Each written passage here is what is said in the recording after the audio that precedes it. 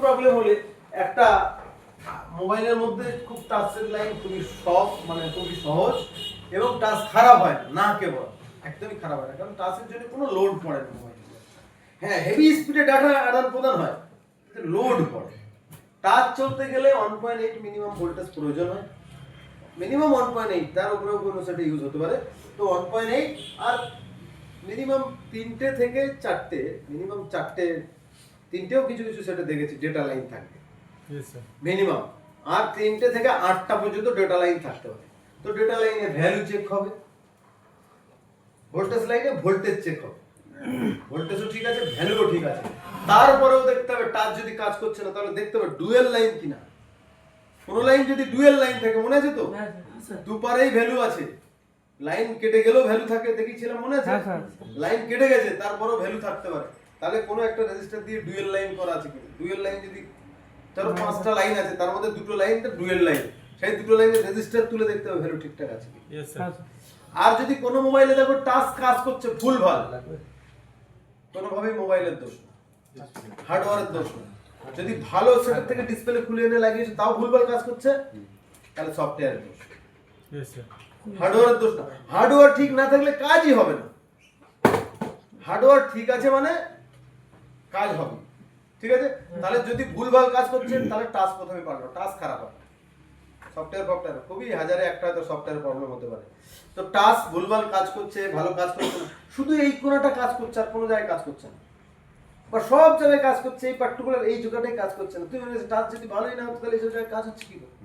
টাচটা পুরোটাই তো সেন্সর, এই জায়গার এই সার্কিটটা কাজ করছে না, জালের মতো এরকম সার্কিট করা হয়েছে, তোমরা দেখতে পাচ্ছি না। শুধু কাচের উপরে টাচ করলে টাচ হয় না কোনোদিন, তাহলে সার্কিট আছে। সেই জন্যই বলছি, টাচ যদি কোনো ডিস্টার্ব হয় আগে টাচ পাল্টা, পরে অন্য কোনো। ঠিক ক্যামেরাও তাই, ক্যামেরা যদি কোনো মোবাইলে আসছে না, ক্যামেরার কি কি প্রবলেম হতে পারে, ক্যামেরা দিতে পারে যেই ওপেন করছি সেই ক্যামেরা কালো হয়ে দাঁড়িয়ে আছে, কিচ্ছু দেখাচ্ছে না, দাঁড়িয়ে আছে, হ্যাং হয়ে গেছে। এখন এরকম হয়ে খানিকক্ষণ পরে একবার সেট রিস্টার্ট হয়ে গেল, অফ হয়ে অন হয়ে গেল, অথবা দুপ করে এই অ্যাপ্লিকেশনতে বেরিয়ে আসে, এই প্রবলেম হতে পারে।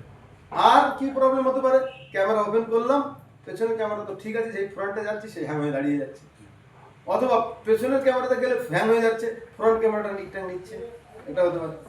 কিংবা আমরা ক্যামেরা অ্যাপ্লিকেশনে ওপেন করতেই লেখা আসছে ক্যান্ট ক্যামেরা, ক্যামেরার প্রবলেম। সেক্ষেত্রে ক্যামেরার কি প্রবলেম হতে পারে, হয় ক্যামেরা খারাপ হয়ে গেছে, না ক্যামেরার কানেক্টরের থেকে কানেক্টিভিটি পাচ্ছে না, এই দুটো প্রবলেম হতে পারে। তাহলে প্রথমে ক্যামেরা একটা পাল্টে দেখো, যদি কানেক্ট না, প্রথমে খুলে দেখো কানেক্টর ঠিকঠাক আছে কিনা। যদি কানেক্টর ফ্রেশ, রং ধরে নেই, ভেঙে নেই, ঠিকঠাক টাচ হচ্ছে, তাহলে একটা অন্য ক্যামেরা লাগিয়ে দেখো।